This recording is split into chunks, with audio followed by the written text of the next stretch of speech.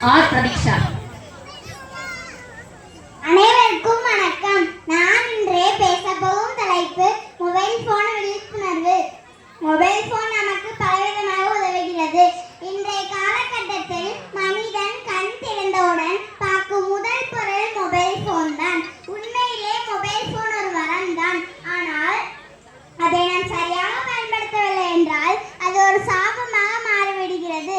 முன்பெல்லாம் குழந்தைகள் விளையாட்டு மைதானத்தில் ஓடி ஓடி விளையாடினார்கள்.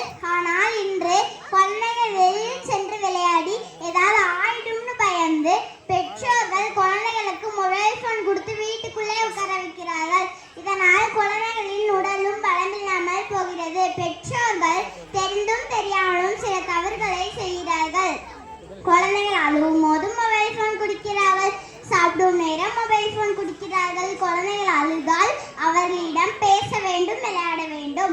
மொபைல் போன் அதிக நேரம் பார்க்க கூடாது. இதனால் படிப்பில் கவனம் இருக்காது, தூக்கம் சரியாக வராது. சிறு வயதிலேயே கண்ணாடி போடும் நிலை வரும்.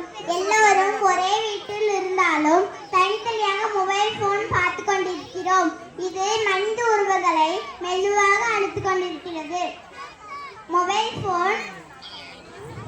நன்றி, வணக்கம். மொபைல் போன் விழிப்புணர்வை பற்றி